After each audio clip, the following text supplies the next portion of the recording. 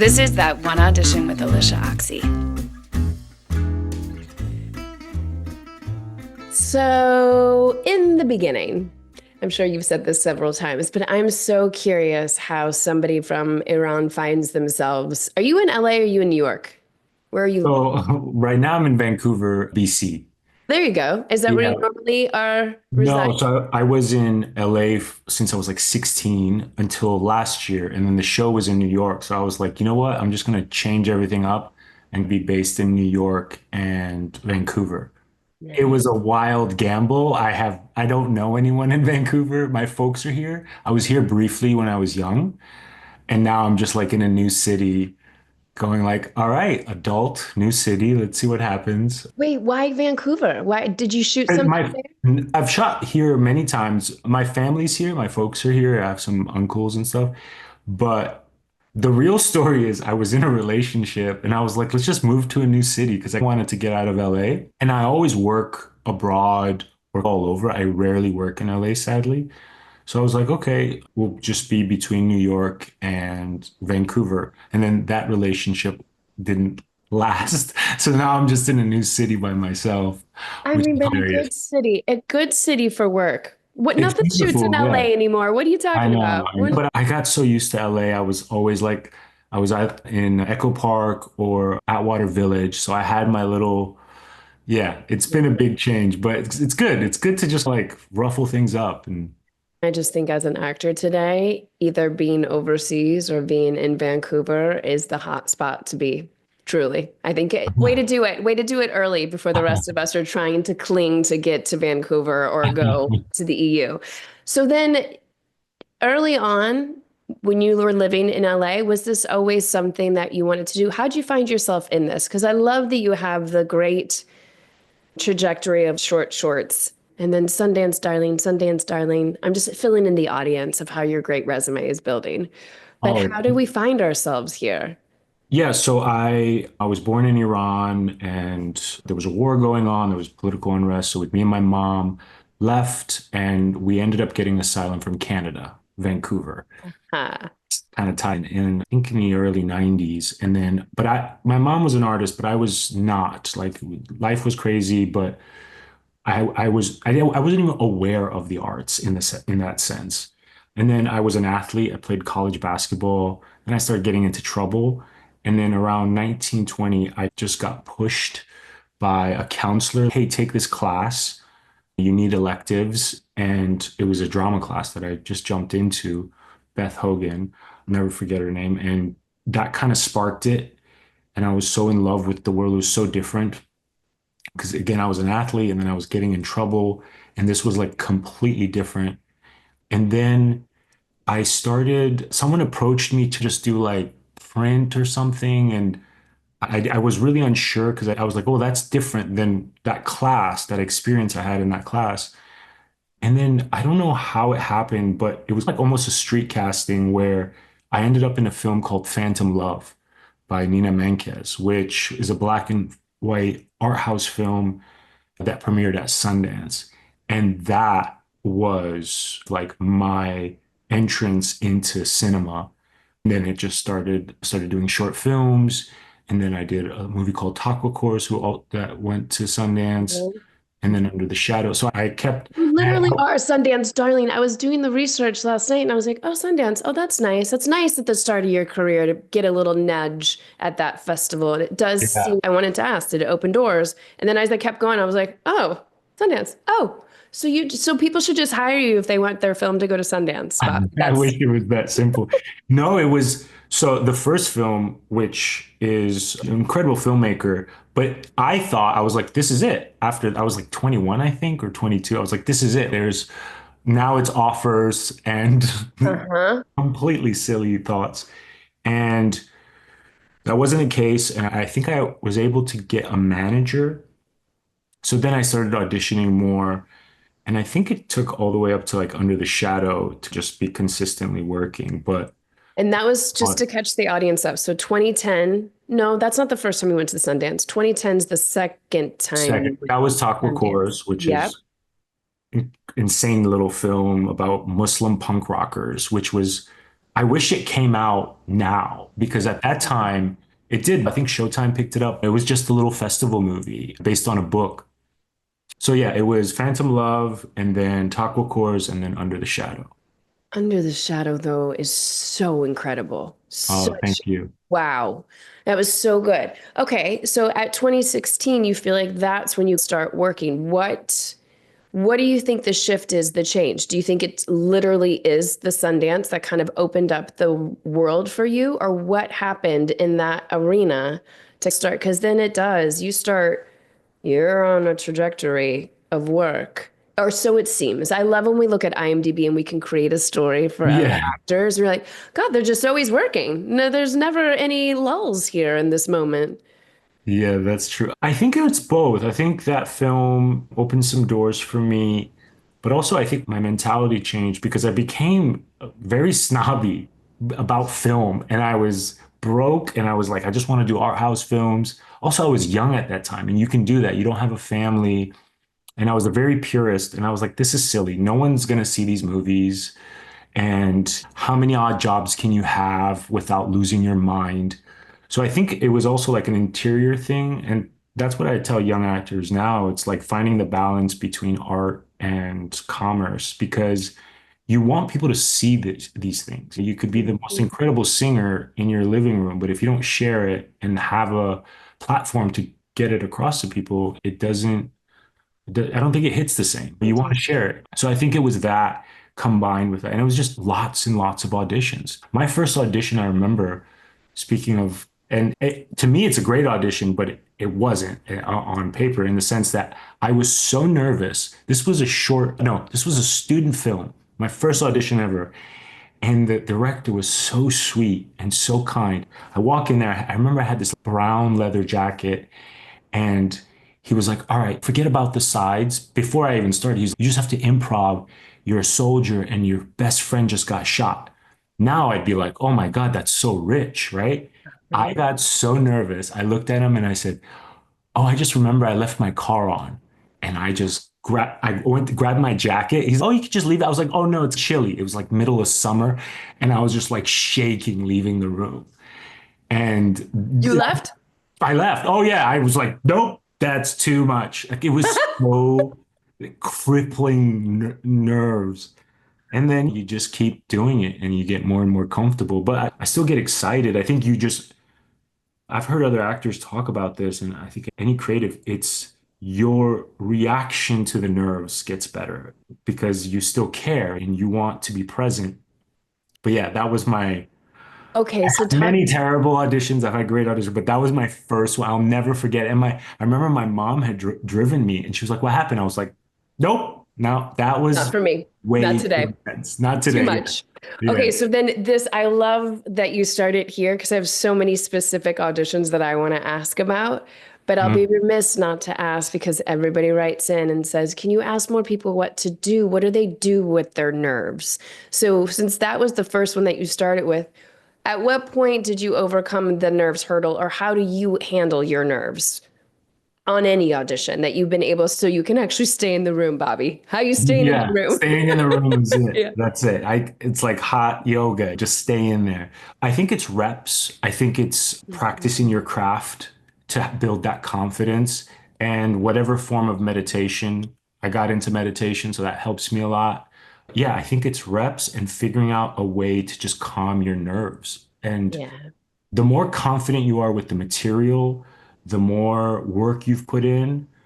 I think this is a John Wooden, the great UCLA coach from like the Mhm. 1950s, but he's like, the was harder for these guys than the games were. So when it came to the game, it was like they were having fun. And I think they went on this crazy streak. It was like Kareem Abdul-Jabbar was on that team and Yes. Walton. So I remember that quote because I played basketball and I tried to apply it like, okay, if I do enough work and focus at this point, I'll just keep getting better in the room. But it took a Yes. long time. It wasn't overnight. And now it's changed because it's all self-tapes. So it's like, I Yes. remember rooms. Me too. It's one of those things. I just went back in the room for a pretty deep, pretty big television show a month and a half ago.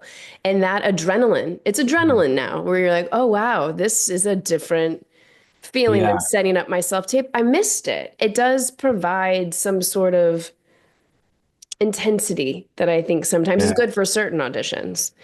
So to go back into the auditions, I love that you left the first one. And then after Under the Shadow, I love this perspective of no, I'm only going to do art house films. I'm only going to do really good, high prestige films.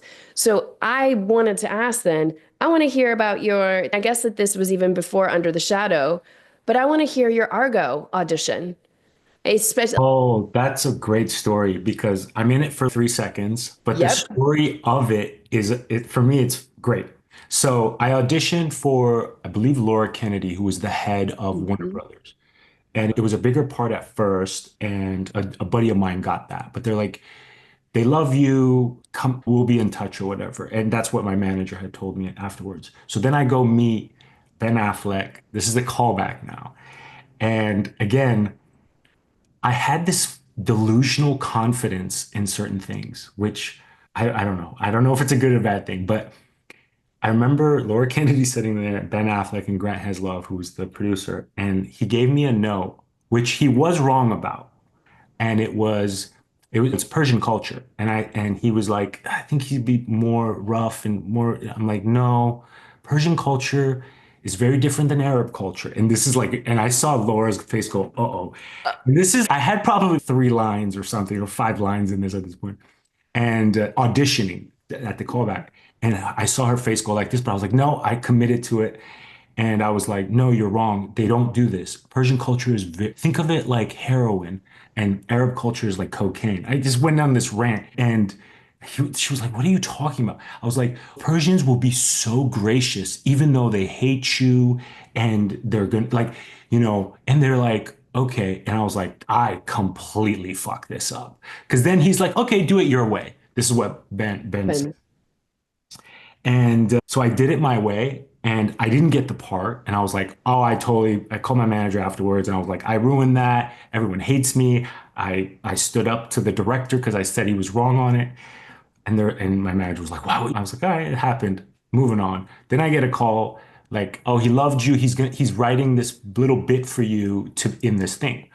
And I was like, oh wow, that paid off. Crazy. And she was, because I wasn't rude. Like Of I course. was just like, oh, I know this. You know, when you like this, and I'm willing to die here because the other one. And I was correct about that. And the actor they cast was much older and did it in that way because that is the culture, right? There's a Did it in the way that you had said, more yeah, like because heroin the versus. culture is yeah, Yes. that was my crazy. I think I heard But a I think it's comedian say, great. but I was Yeah. like, they're sing-songy and they're super hosts in the sense that they'll even if like you walk out the door and they're like, oh, I fucking hate that person, they're not going to be disrespectful or aggressive in that sense. Especially a person in that scene was high in status.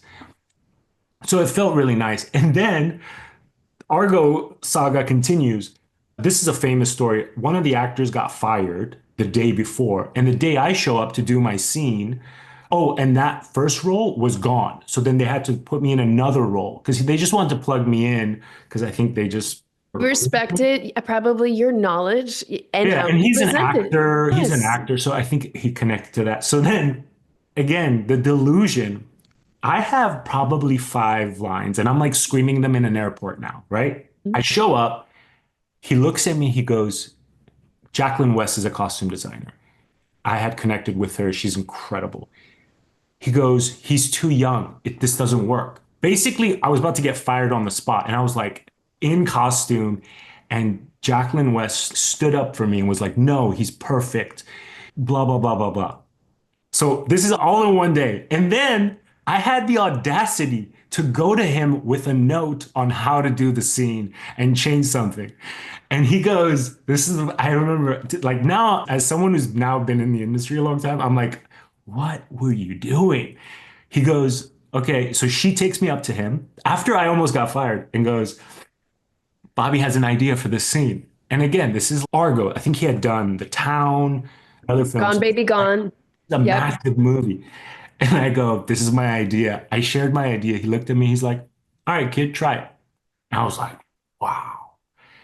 After What was that's your idea? Do you remember what your idea? it was because it was about the hostage crisis, and my character was pro-democracy, and he gets grabbed in the airport, and there was a chant that was also very like guttural to me. So this was also like heightened because it's about what happened to my country in a sense. Yes. So I think he saw that passion and he was like, okay, kid, try it. But it was a chant about freedom and like civil rights in a sense.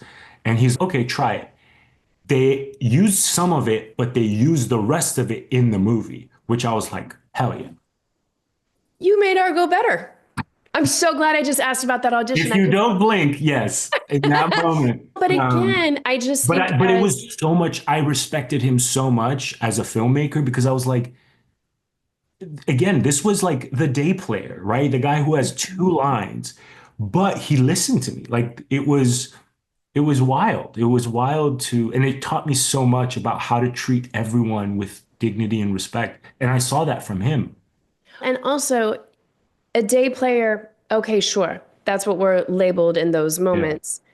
But you weren't acting like a day player. A day player, your mailman is not a day player when you just get to Right. say hi They're to the him for a hero second. of their, yeah, Exactly. And yeah, I so respect, and I think I'm so glad you shared this story because I think for actors to hear this, you had something to back it up. You weren't yeah, just trying to be contentious. You weren't trying to be like me, me, me, me. You were yeah, within story and you yeah, had a way, and because of that, it yeah. was rewarded. It was able, you made the film better in different aspects of it. Okay, so this gets me excited. Bobby, I love hearing like the type of actor you are. Okay, so then take me to Bright. I want to hear your audition for Bright because then Oh, I feel like our careers are based on stepping stones. And I don't think we can really know where that next step is going to be until we look at it in retrospect. Getting to stare at your resume and connect the dots, I was like, oh, look at that little thread that gets pulled and then goes and is like a 10-year career step. So I want to know.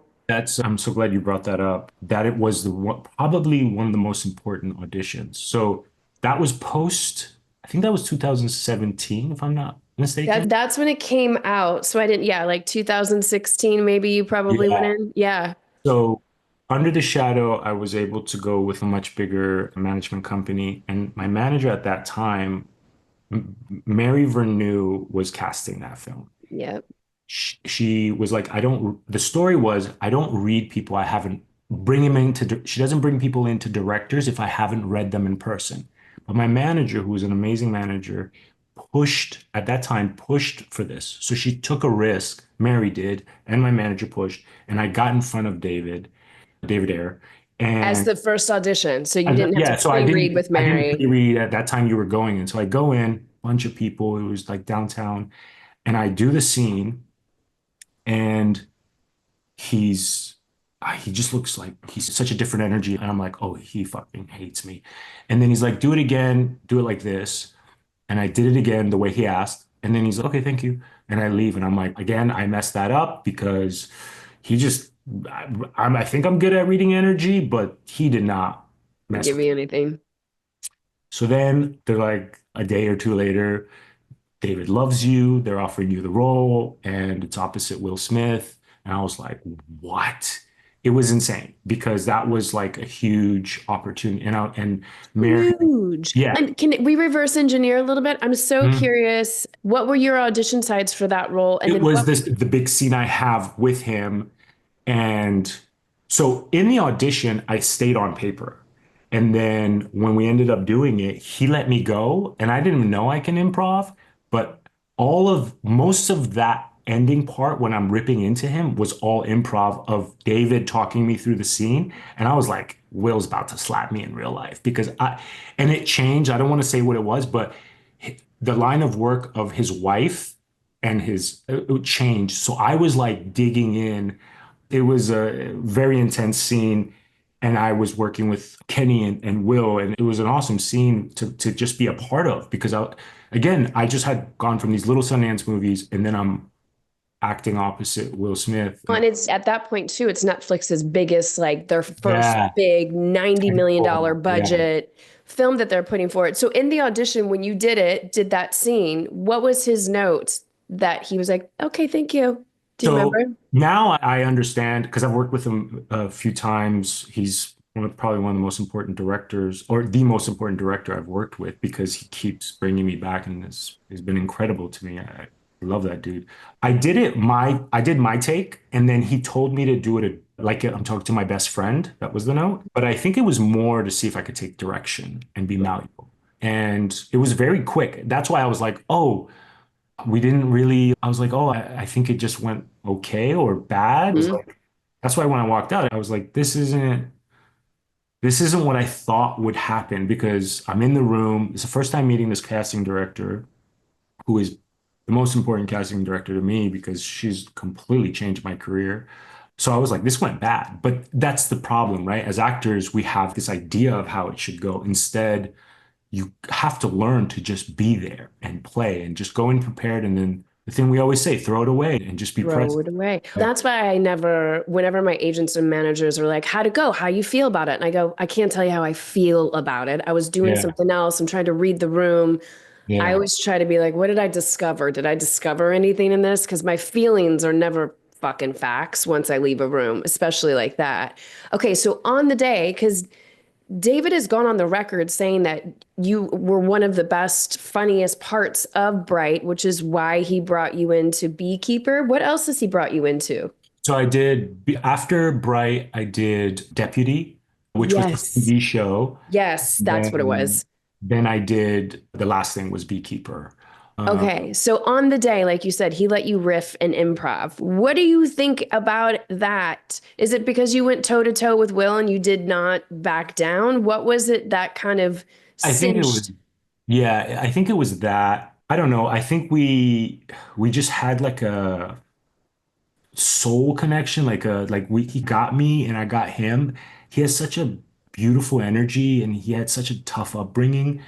And I think we connected on that, where he went through such a hardship as a young man, from my understanding, and he's also so sensitive as an adult. So he has this Mhm. toughness, and you see it in his films. Yeah, they're very masculine, but there's a gentleness to There's a them. heart to it. There's a Yeah. heart. So I think because of our shared, obviously very different worlds, he grew up in like South Central, I was in Tehran, but just that kind of pressure as young men, I think it's made both of us more sensitive as adults and seeing the world. So I think it's that connection. I could be totally wrong, No, I you think that know? I do think that there's kindredness when you're in a room full of other people that have had the same experiences as you. There's not many words that have to be shared to be able to Yeah. feel that essence. Okay, so then just to build this for other actors, because I think you are auditioning for your career when you go into a room. You auditioned for Mary Renew. That wasn't just for that job or even David. It literally Yeah. created a career. So going into Deputy, which is a totally different experience. What was the audition process for that? So yeah, I got fortunate. Mary had, I think she put me in something else after that, before that, but then it was offer with those two. Yeah, Yes. yeah. Yes, that's what I was wondering. I was hoping. Um, Okay, so then but let's I talk. believe they still had to fight for me. From my understanding, with even with Deputy Bright, I'm sure David had to fight for me. And Mary didn't do Beekeeper, but She did, yeah. in a David Hubbard way, did. Yeah, yeah, Daniel Hubbard in the UK. Daniel. Yep. But I had worked with David from the past, so I think I don't know if Daniel knew. I don't know if I had read for him before, but yeah, after that, it was offers, It fortunately. was offers. Now, that leads me to the next great question. As an actor, sometimes getting the offer, so then your first day on set is like your audition. There's something different when you go to the audition and they select you. You know what you're getting ready to do. They've hired you to do what you just did. Yeah. How is your first day when you have the offers? I've watched people on set be fired on first day because they're auditioning their idea now, essentially, and it's not exactly what the collaborators, what the creatives had in mind. So they've been let go, or I've seen things explode, seen things go well. So how do you prep first day when it's been an offer? So in these cases, because I had experience with David, and David was directing me in the TV show, and with Beekeeper, he was directing me. But even then, we spoke before it was all like he called me and he was like, this is what I'm doing. And I'm like, oh, this is what I'm bringing. And we connected. But I've seen, like you said, actors who come into it and they feel super nervous because they're like, I didn't audition for this. And I haven't been, I don't think on a big project, Better Sister read, and it was Mary Renew's office as well. But yeah, there's something dangerous about what you can do yourself psychologically if you get an offer, but you're unsure if they're going to like your take on it.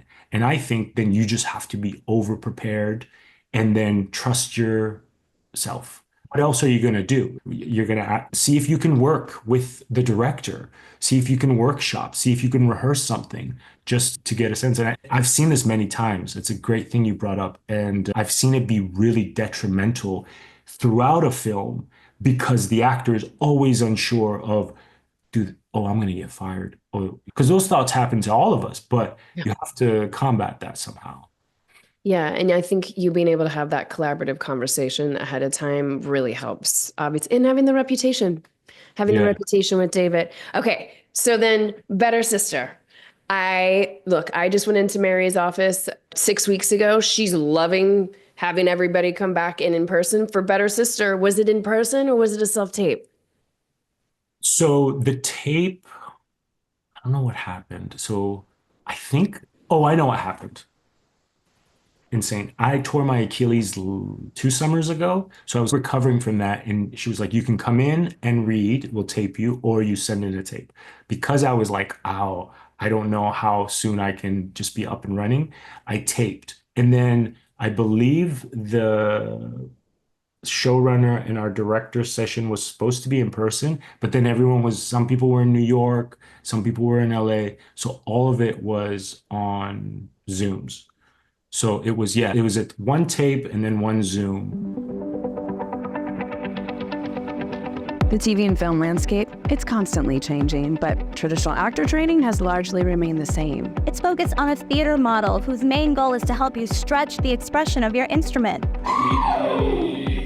That's why you can have years of training, From scene study classes to audition classes. to even an MFA, and still not be able to book a 2-line co-star. That's why we created The Bridge for Actors. A collection of tech, craft, and business online courses to teach you the skills that you need to go from a student of acting To a working actor.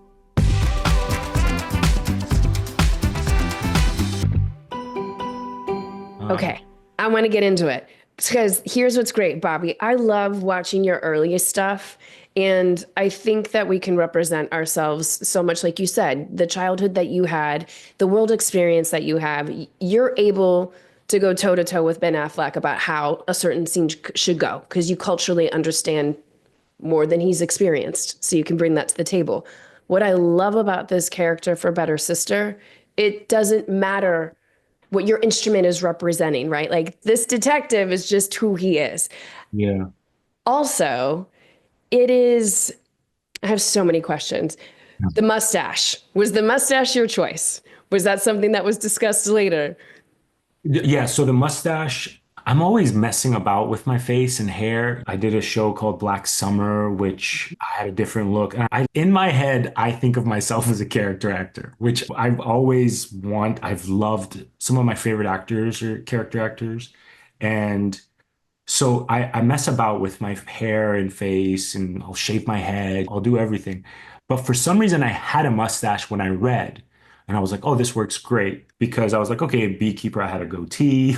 And now let's try the mustache. It's just facial hair. That's how like everybody goes their way into character. And I Some literally people wanted to be it's like, shoes. They put it for me, it's facial hair. Is it a shadow? Is it clean cut? yes. It's silly. But yeah, Because when we meet Matt Bowman, like that was the first I was like, okay, Bobby with this mustache. He has so much charm and so much charisma. And the choice of the mustache just gave me a whole different essence. So I had to know from the conception of it. So you had it for the audition already. yeah. I always ask all the actors how, instead of just reading the script, we all got to read the script. What is your way into character? So when you read Better Sister, what did you start to deduce that you started to create for Matt? So Something that stuck out with me early on in my career, because I'm not classically trained. I was really bad with authority, so classes were really tough. There was a teacher I worked with named Judith Weston, but she wasn't like your typical acting teacher. It was actually just doing scenes with directors in workshops because I'm terrible with authority. I've gotten better as I've gotten older. The and I know there's amazing teachers out there. Yep. My experience was I had some great people that I worked with, but some of it was like culty, and I was like, this isn't. It wasn't nourishing me. Some people it nourishes it, but it wasn't nourishing me. I'm not big on the guru mentality. Yeah, yeah, and I think And you can sometimes, feel that in yeah, classes. yeah, Yes. sometimes you Hmm. feel like they're taking advantage of people Hmm. come here with all these big dreams. Anyway, but I remember hearing a line, and it was Orson Welles of, "We all have saints and sinners inside of us." So every character, it was almost like working backwards, and you used the word to do in the sense of think of it as a sculpture that's not fulfilled yet, and you're just chipping away. So I always try to lead in with what I connect with the character, and then anything like I've played a father. I don't have children myself. Anything outside of that, then you can start adding. I feel whether you work through imagination or whatever your method is. But yeah, for me, it's the in is always what can I connect with so that I'm already like, okay, this part I understand. And then anything I don't understand, then you can start building on top of that. If that, So, yeah, no, that makes a lot of sense. So for Matt, I've watched the first 3 episodes. This is such a good show. This is oh, such a good thank you. show. Thank you. Thank I you. love what Jessica's doing. I mean, her production company, what she's been able to find, I've known her and her producing partner for a long time, Michelle, and they are really starting to cultivate such good story. This is not what I thought it was going to be. Even just your normal, like, detective kind of cop role, it's not typical. And I really loved that. So, what audition scenes did you have? And what did you start to carve out? If you give us like one or two ideas that you had for him that you were able, because you self-taped. So you're at home directing yourself, talking about Yeah. you didn't have to worry about authorities saying anything until you got Yeah. to the Zoom.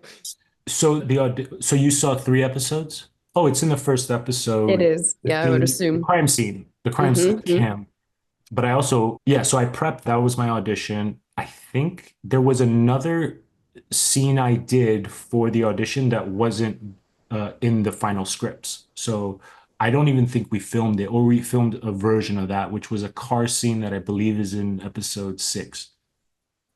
But the other thing is, the actor you're going to work with is going to give you something. So early on, I learned the hard way on a film that's it's a very bad film, and hopefully no one watches it, and I'm very bad in it. But I remember like planning scenes of like how I think it should go. And then I remember the scene partner would give me something different. And then we were butting heads. And I was like, oh, I'm responsible because this person's giving me this. I should just react. And that was like terrible film. I'm horrible. I told the director I'm miscast, fire me today. It was an independent film. And that was my learning lesson of I don't know what Kim's going to do. I'm lucky to be working with this incredible actress. I just have to prepare my stuff and go in there and play it and see what magical stuff can come out of it. And yeah, so I try So not to plan. plan too much, Yeah. but when you're doing it as a self-tape, are you reading with another actor? Like, what did you do for that initial self-tape? Even though I know Mary knows your work, Yeah. what comes across on screen is something different than I've seen for it. You're just so chilled and laid back. Like even at this crime scene, I was like, what an interesting take on this role and this kind of, so that's where I wanted to get your kind of process. I want to take all the credit, but the writing was so good. And I could see the difference between Nan and Bowen in that sense. It Mhm. was like the when the writing is great, and you know this, like when the writing is great, it just makes the work so much easier, and you get to Mhm. have fun. And almost like sometimes I'm like, oh wow, you learn the material so fast. But when you get bad material, you're like, my memory's going. I Yeah. need So much effort. like, give me something to remember. Uh, Yeah. yeah, so I give credit. A lot of it was the writing because off bat, I think they sent me a few of the scripts, so I had some of the material. And for the, oh, here's a good tidbit. For the director, Craig Gillespie Mhm. was incredible. And then Olivia Milch and Regina Corrado were our showrunners who I am over the moon on. They're brilliant, best human beings ever. It was them three and then casting. They asked me to bring up a real person to read opposite. So the first one, I think I did it over like someone was on FaceTime and I just recorded. Yes, yeah. However, we can do it at home sometimes if That we have was the somebody. problem. Yeah. So Mhm. they asked if I can, and I was like, and a dear friend of mine came in and just sat behind the monitor and ran it with me. And that was so helpful. Again, it was very different on the day, but the ideas were there. And yeah, I'm super grateful to have that. And I think it's important. I hope we get to go into more rooms, but if you have to tape, try to make it as convenient of a playground for yourself. Whatever you can do, if you can, it's hard. Sometimes you're in a hotel room. I was in Mexico and I asked the bellman who didn't speak English to do scenes with me, and it was horrible, but so much fun. Didn't get the job. Wait, did you get it? Did you get No, that I didn't project? get it. And then at the end, I like brought him in. I was like, "This is my buddy," and it was so sweet. And no, I didn't get the job, but I had a lot of fun making that tape. That's hilarious. Yeah, no, I do think when we're at home in this vacuum, there's only so much we can do to be able to deliver something in 48 hours when everybody's accustomed to it. But when you're talking about to bring in your reader, it was when you were on Zoom with all the showrunners and casting and that you had somebody actually with you to Yeah, read it. I figured that that was the best thing I can do for myself to at least have a person there because you're not gonna like I'm sure a lot of actors will connect to this. You're doing a Zoom and then it freezes and then it Mm. goes. Everything's about rhythm with the scene Yes. work. So those things are gonna happen. There's no way around it as long as we're still doing Zooms and stuff. So try to figure out a way around that and put yourself in the best position.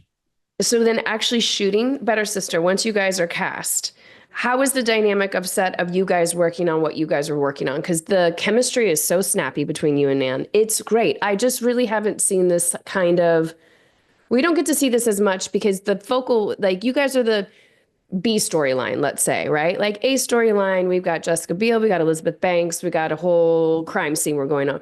Your guys' storyline, it's so much more alive where this could be it could have you guys could have been non-ancillary characters not really giving much. I wanted to see a spin-off of these two on the day. Are these notes that are coming from Craig? Is this something that you guys are working with? Like, how are you guys working to create this chemistry? That we didn't do a chemistry test. Took, I worked with Kim. She denies, no, she doesn't even deny. She says, I don't remember until I reminded her. But I was on Fear the Walking Dead season one, and my scenes were mostly with Cliff and Jamie McShane, who was incredible. There was a scene where I'm like, here you go, ma'am. I played a soldier, and I think I had a buzz cut. And she was so nice to me that day. We were shooting up in Vancouver and LA. Yeah, but I think I was in two episodes and I had one moment with her. So when we got to set, when I found out she was part of it and I reminded her, but like I think that just goes to casting and the showrunners and the directors because it just worked. Like I felt so comfortable with her. She's such a giving actor and we had so much fun. We doing press for this, people have asked, and I'm like, I can't take credit because I think it's just putting these two people together and the writing, the direction, like it just worked. And sometimes it doesn't work. And I've been in that situation too, where I'm like, oh God, I have to figure this out. And all right, hopefully this will work. It works, and it works so well with you guys. Like I said, I really want to see a spinoff of these two. There's something so effortless about you, Bobby. And I kept wanting to, I was like, is it the mustache? What is so chill It's about it? the Even the way mustache. you're walking, it is just so different than other roles that you've played, getting to cop through your lineage or your whole resume.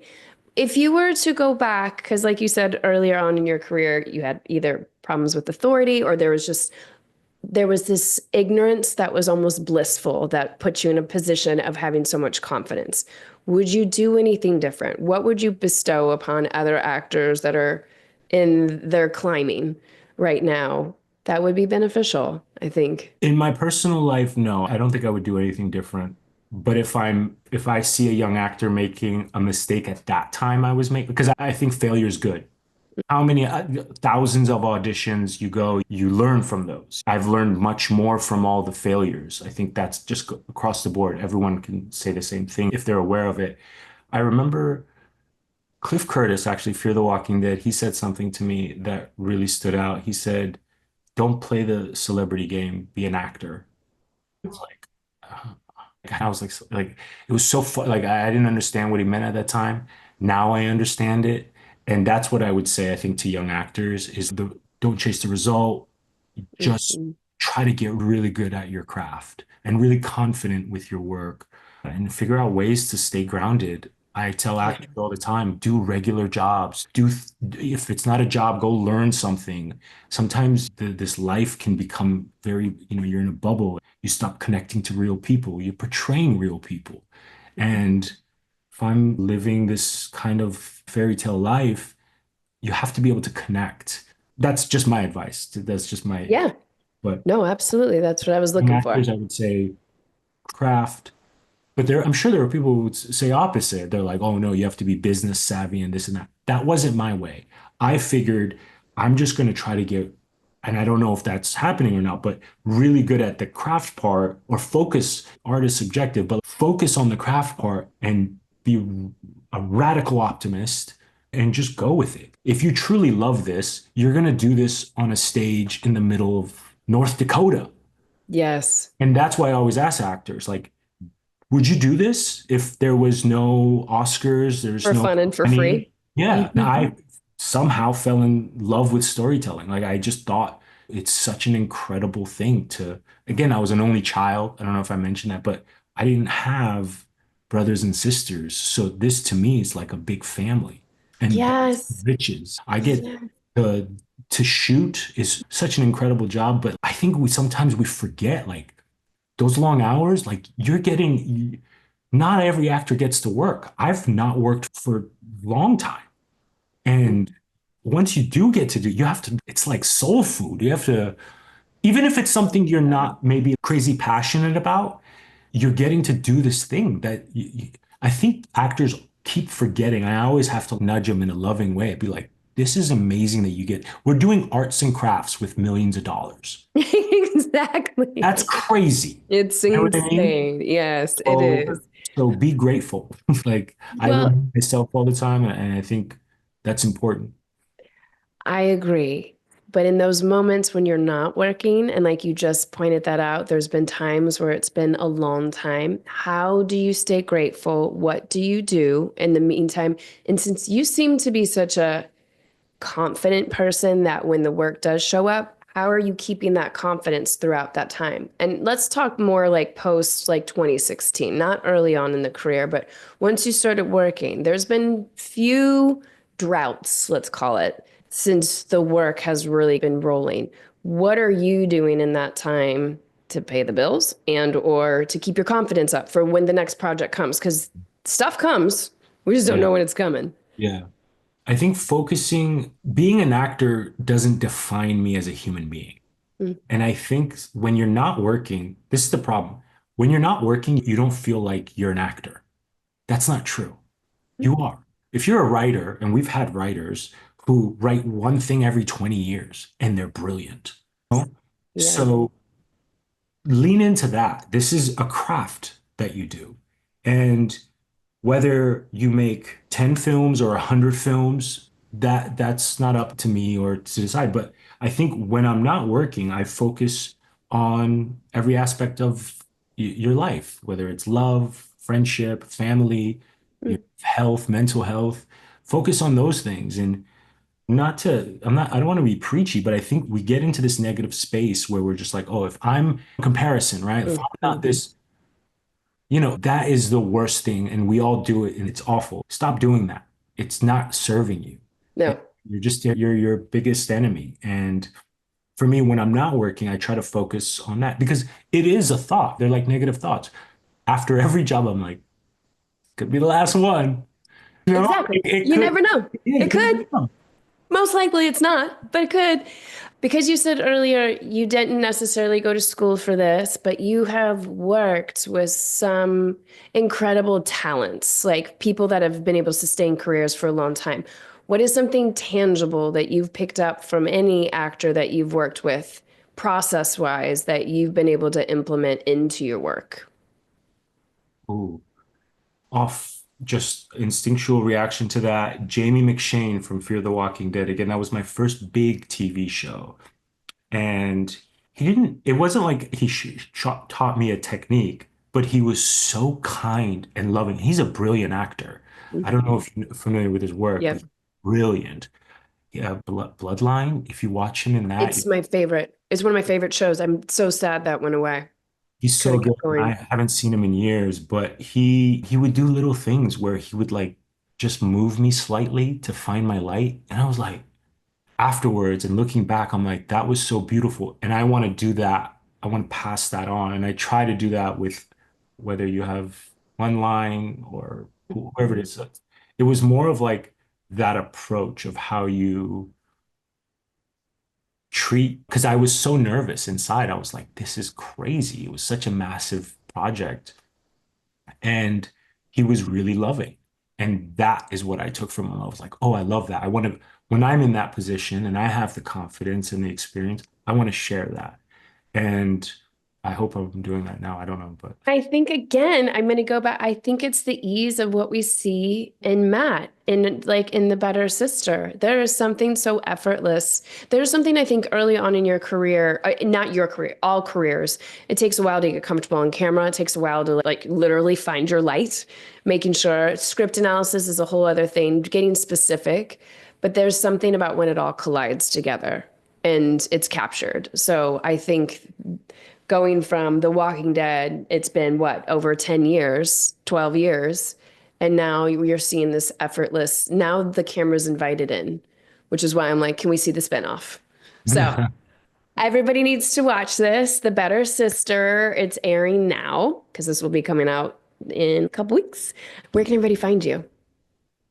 currently in Vancouver.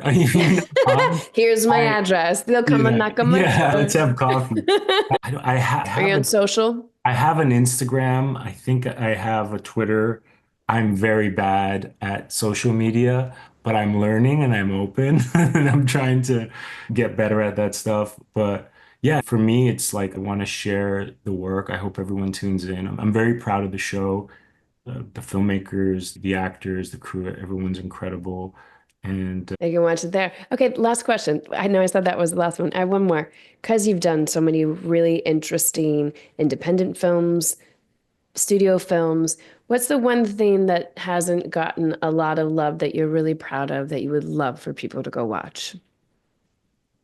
oh,